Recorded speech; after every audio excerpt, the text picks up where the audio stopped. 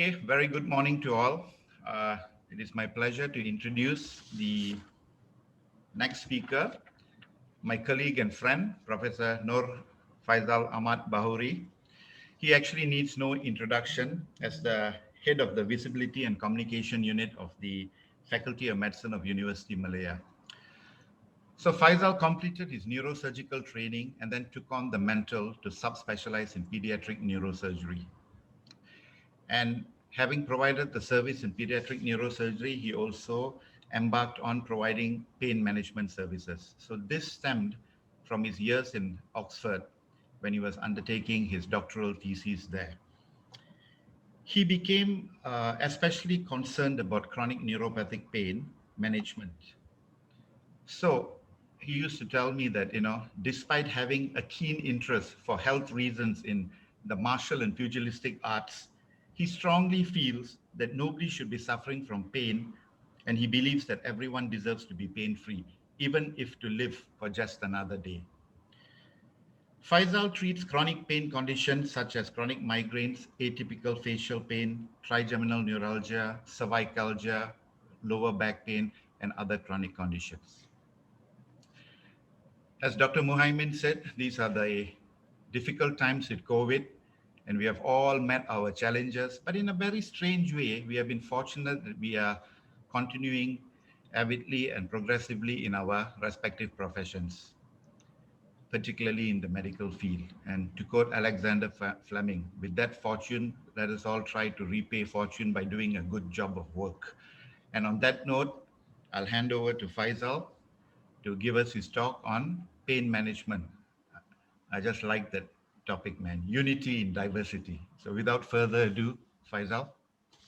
All right. Thank you, Professor Hari. Assalamualaikum and very good morning to everybody.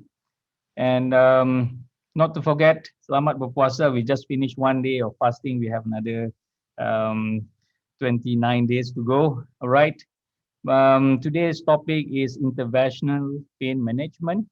And these are the outline of my talk. I will explain to you what is interventional pain management is, and we will recap on WHO pain ladder. Subsequently, I will explain to you who, where, and when to refer chronic pain in University Malaya Medical Center.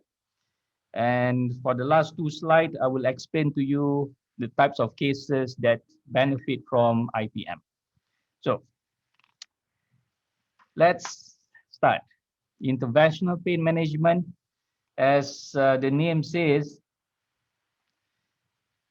it concerns with doing a procedure to control chronic pain. Yeah. So we usually use image guided. So either we use ultrasound or fluoroscopy, or we use CT scan. So basically, you just need to choose your weapon and you deliver the medicine to the pain source that we have to identify that cause chronic pain. Yeah, right. Let's recap on the WHO pain ladder. I think most of us have seen this before, and we purposely maybe forget about it because some of our field does not concern pain. But pain in general is unique because it exists in almost all fields. So this is how it is. So it depends on the severity of the pain. So this is probably 0 to 10. Yeah. In level 1, we can prescribe patient with NSAIDs, SAIDs, PCM, paracetamol, Celebrex, Arcoxia, ibuprofen, and so on.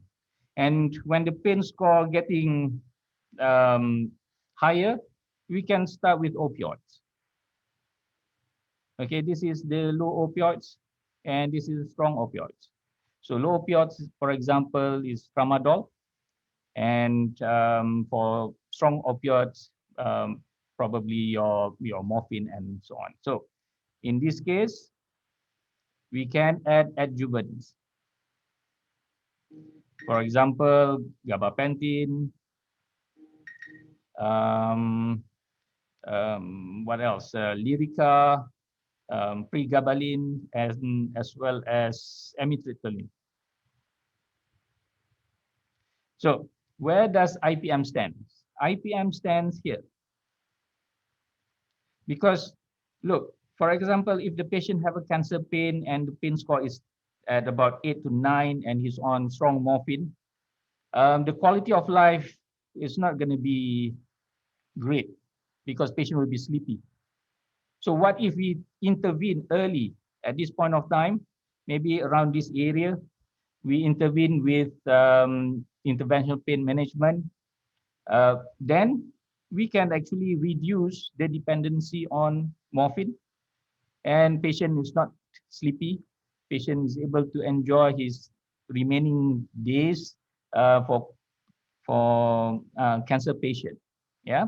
So we will review what kind of cases that can benefit from IPM. Right.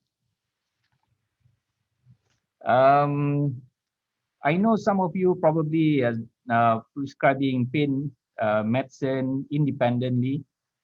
For example, maybe anesthesia, doing pain management on their own, orthopedics, seeing patient on their own, rehab medicine, neurosurgery, because patient comes with neck pain, back pain, so we treat um, with analgesia and sometimes surgery, and rheumatology, having a lot of joint pains, and we have radiology, who sometimes will call in to provide intervention to block certain area. So now, instead of working independently, pain management is best if we can do multidisciplinary.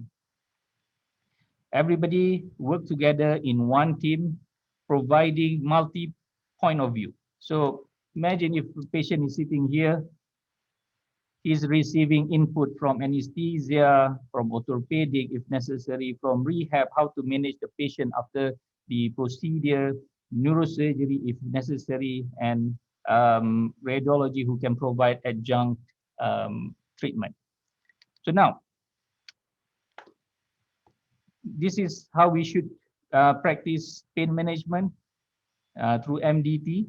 And you can find us in APRC, Advanced Pains and Rehab Clinic. So if you go through, if you pass the building where Dr. Muhaimin and Hafiz is currently sitting, so this is A&E. Okay, you cross the road, you are in Menara Selatan, you pass the security guard, yeah, and you make a turn, pass the lift, make a turn, pass the lift, and you will see two clinic door. APRC is here in the first entrance. If you go through the second entrance, this is diabetic clinic. Okay, if you pass through the entrance, you go to the main hallway for Menara Utama. So we are here on Monday and Wednesday, 9 a.m. to 12 p.m. Yeah. So our clinic is open. This clinic is anchored by Professor Anwar Suhaimi on both days. I will be there in a clinic providing neurosurgical support and surgical support on Monday with anesthesia. Prof. Marzida and her team will provide support on both days. So we have facilities, we have the team, we just need the patient to come in. All right, I will explain to you how we can send the patient in a short while. So let's move on to how we can treat patient with IPM. I will describe to you 4 cases.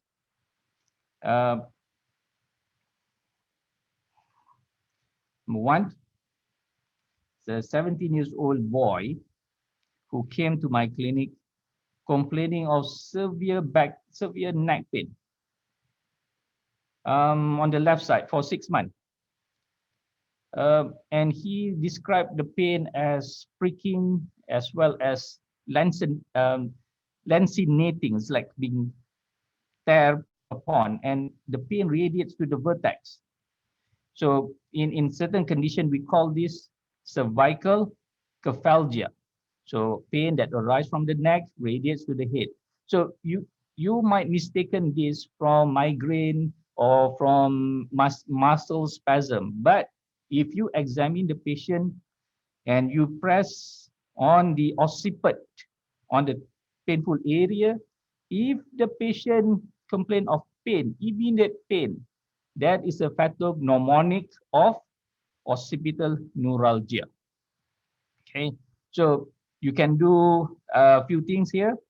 Either you give occipital nerve block, but what I did for this particular patient is ultrasound guided third occipital nerve, occipital nerve block. Okay, so because if you look into the anatomy, the greater and the lesser occipital have its roots from C3 dorsal nerve root. So it's actually the nerve root that coming out from the third cervical that is being trapped. So if you block at the occiput only, so you are only giving temporary treatment. But if you block directly at the third occipital nerve, third nerve, then you will achieve immediate pain relief as well as long-lasting pain relief. So again, ultrasound guided nerve block. Right. So second patient is a 77-year-old man who been complaining of severe facial pain for the longest time. Okay, on the left side. And he has been taking a lot of carbamazepine for treatment, and it makes him sleepy. At this age, 77 years old, he doesn't want to be sleepy. He just want to enjoy his life, want to enjoy his time with his kids as well as his grandchildren. So he asked for an opinion. MRI did not show any vascular loop. So surgery is out of the question. So instead of loading him with carbamazepine and a lot of other medicine that can cause drowsiness, what I did was I inserted a needle about an inch from the corner of the mouth directly towards the eye into the foramen ovale. And foramen ovale is a structure where the trigeminal ganglion is. So you will have 3 structures in the trigeminal, in the foramen ovale. This is the ophthalmic, this is maxillary, this is mandibular. So if we can target it nicely here, put the needle into the foramen, and you can give local anesthesia, steroid, electricity, you can burn the nerve for temporarily, then you are disabling the nerve and patient had a pain relief, immediate pain relief. This can be done under local or under sedation. And to find foramen ovale, you have 3 methods to find it. Again, ultrasound, fluoroscopy, or CT scan. So you choose your weapon, you choose your medicine, and you have your target. All right. So now Let's move on to the next case. This is a 70 years old lady who has been complaining of back pain, lower back pain at L4 and L5, L5 and S1. Okay, so the pain radiates to the lower limb, but just at the thigh. So this is not sciatica. Based on the history, this is not sciatica. Straight leg raising test is negative. Um, her daughter is a consultant radiologist. She did a lot of works, MRI, CT scan. Did not show any canal stenosis. Did not show any nerve impingement. It only showed facet arthropathy. So most doctors, most surgeons will say facet arthropathy. We just take Lyrica and gabapentin and get done with it. However, this patient doesn't want that. And when the patient comes to our clinic, we said we can offer a medium branch block, which target at the if you recall your anatomy, okay, this is your canal, transverse process, spinous process, and you will find this superior articular process, superior or inferior articular process. So in the prone position, we find the facet. We put a needle around this medium branch, and we block it with steroid. So this patient had immediate pain relief. This is diagnostic as well as therapeutic treatment, and patient is pain-free now. Let's say, for example, the patient comes back with another pain. We can either repeat steroid injection or we can burn the nerve, call it neurotomy, using RFA. Same technique. Instead of giving steroid, we give electricity to burn the nerve. Okay, right. Let's move on to the last case. 56 years old man, towards his last days in his factory, he had a fall and he fell on his bum. Lateral X-ray shows a fracture dislocation of the coccyx. This is called coccygenia. Okay. There's a definite tenderness at the coccyx. We give tramadol. However, patient says he can't sit down. So what I did is a simple procedure under local, using fluoroscopy, put a needle through the sacral coccyx junction, infiltrate this particular area, and this is called ganglion impar area. Again, we can use steroids. If the patient, if the pain comes back, we can burn the nerve. So now, patient is well now. He's able to enjoy his retirement and able to sit down without any pain. Okay, so now I have shown you 4 different cases, but you can see the pattern here. Number 1, it's always image guided procedure. You know the target and what caused the pain, and we choose our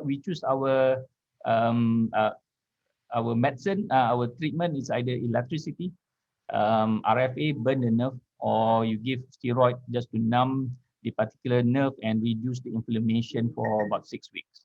Yeah.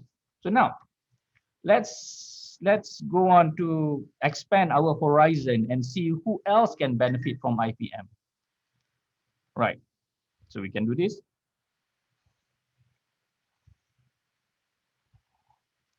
The potential patient, vascular, who has complaining of, most patients have resting pain, who always, who have maybe ulcer in the leg, and the vascular surgeon probably have tried to do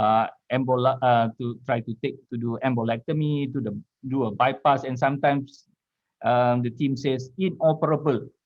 So pain is at rest, inoperable. So what to do? We don't want to give the patient morphine and let them become dependent on it. So we can do sympathectomy. So if you recall the anatomy and the physiology of sympathectomy, it will reduce the pain transmission as well as reduce the vascular tone. So now you have added benefit from it. So now you have pain relief as well as reduced vascular tone. So hopefully there will be an increased perfusion in the leg. Yeah. So sympathectomy again can be done using fluoroscopy or CT guided. We can use chemical, or we can use electricity using RFA. So now, who else can benefit from sympathectomy? I would say cancer patient. Cancer patient who had very limited time, perhaps in the abdominal or pelvis area, who had constant pain because of the tumor invading certain structure. We can target the cervical, thoracic, celiac, lumbar, and sacral. So now, why? So now, if we can intervene early, patients are not dependent on opioids. So we can cycle, because sometimes if the patient on long term opioids, they have dependency. So if we intervene, it will break the cycle of dependence. Then we can restart again. Yeah. Okay. So now, who else can benefit from this? IPM. I would say failed back surgery syndrome. This patient had multiple back surgery, constant pain, and their expectation to the surgery is not met. So they have psychological suffering because of this pain. So we can use minimally invasive procedure using epidural steroid or epidural lysis. We insert a small guide wire into the epidural space through the caudal epidural area. So we insert so this is the spinal, the thecal sac. We go from the caudal into the epidural space, thread in the guide wire, and infiltrate that particular area with steroid. Yeah. So we can do that, or we can neurotomy the facet. There is one treatment that we can give them, which is neuromodulation. So we give electricity to interfere with pain signal. So neuromodulation can we can insert into the brain through deep brain stimulation, spinal cord stimulation, and we can give one more treatment, which is intrathecal, baclofen,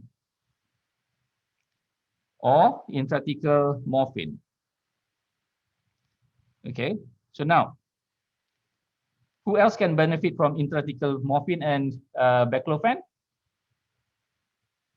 Cancer patient, right? So we have the method, we have the patient, and we have the person who can do this.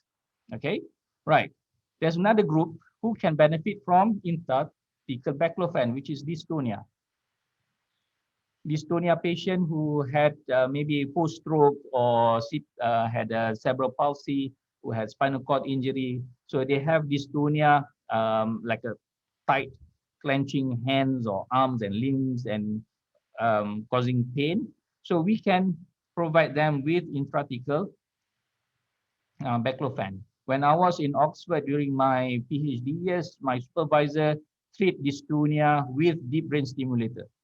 However, we found that the cost is prohibitive in Malaysia, so that's why it's not popular here. Okay, so now, if you want to find out more about intrathecal baclofen pump, Prof. Mazlina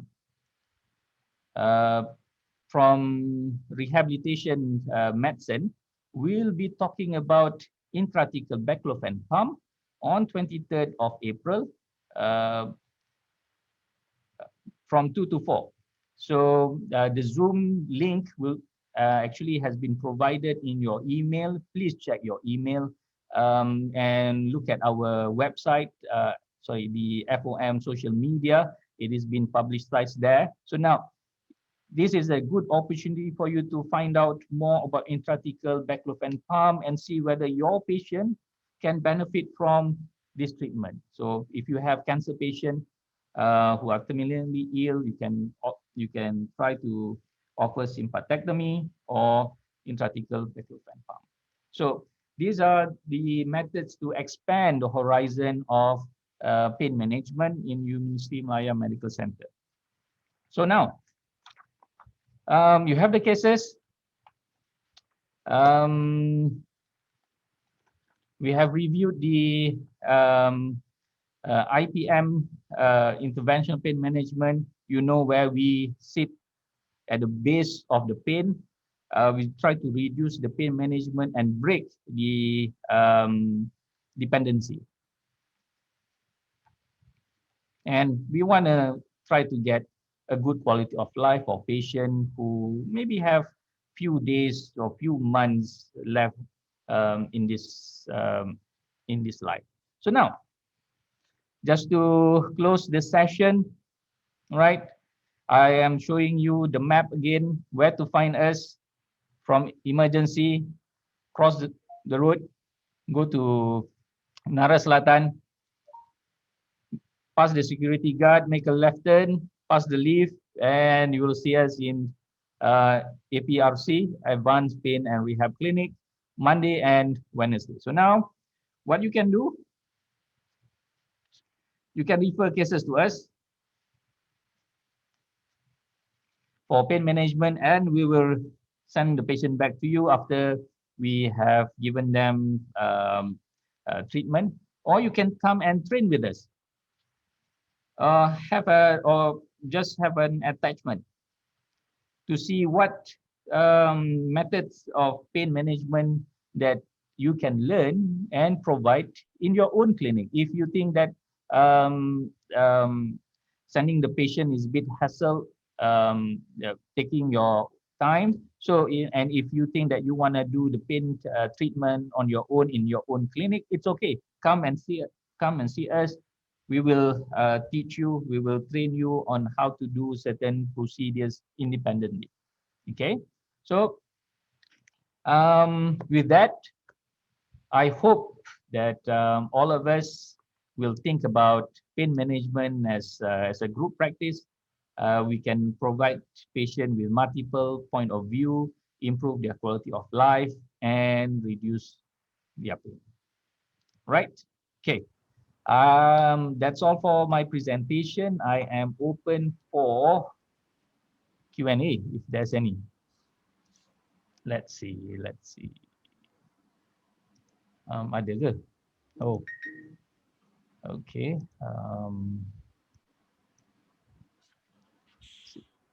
Thank you. Faisal? Yes, sir.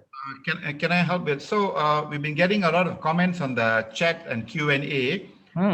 Very positive and congratulatory comments on your talk, and particularly emphasis on your style of presentation.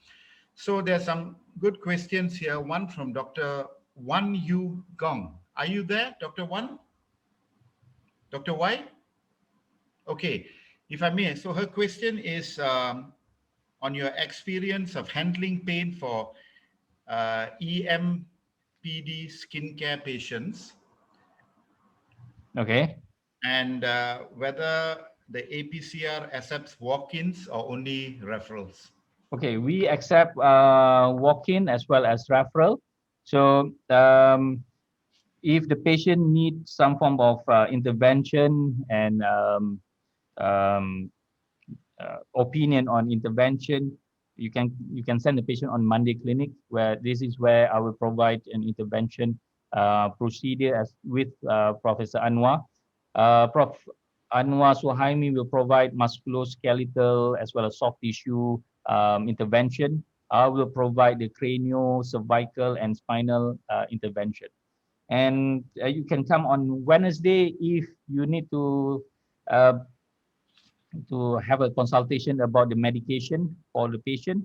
And Professor Mazida and the team will be there on Wednesday.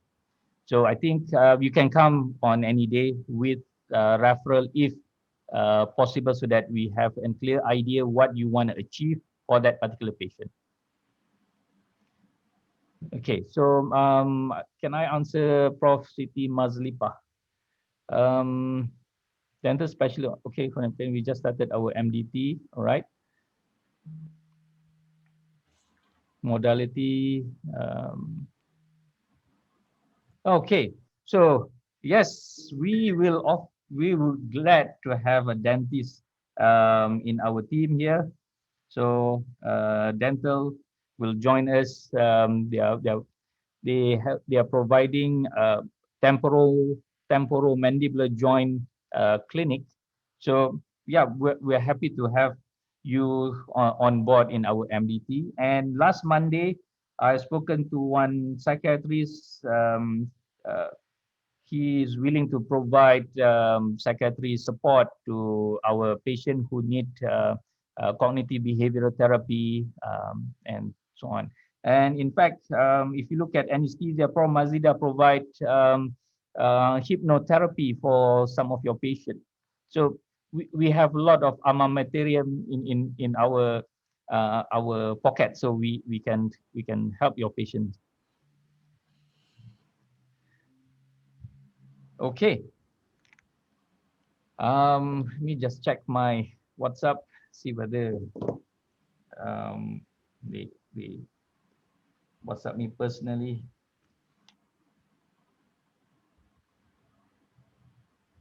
Okay. Yeah. So I was reminded by Prof. Anwar Suhaimi, say that again, for pain relief, you need 3R. You need to relieve the pain. And then you need to rehab before you can achieve reclaiming your life. So relief, rehab, and relieve. So that is our motto in our APCR, because if you just have patient with neck pain or back pain and you just continue doing rehab or physiotherapy, it won't achieve anything. It will just increasing the vicious cycle. So we have to break the cycle. We have to provide pain relief before rehab can be implemented 100%. Okay, so 3R, relief, rehab, and relief. Okay, and let's see whether we have any other comments.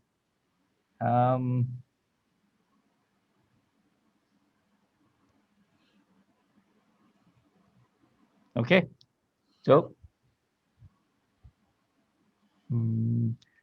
I think we are at the time, Hari. Okay. I think thank you so much, and I'll leave it to Prof. Hari to close. Okay. So thank you very much, Faisal. Needless to say, it was a great talk, great reviews. I hope everyone benefited from this talk. And if you all have any questions, you can reach out to Prof. Faisal. He's always communicable via his WhatsApp or calls. So I think without further ado from our part, we will call this session to an end. Dr. Hafiz, thank you very much for a great talk as well. All right. And Dr. Muhaimin around? He's went to work already. Okay. Thank Okay, you. Dr. Shams, we will call it a day. Thank you all. Thank you everyone for joining us for this breakfast symposia, and looking forward to seeing you all again at our next one. All right. Thank you very much. Okay. Bye-bye.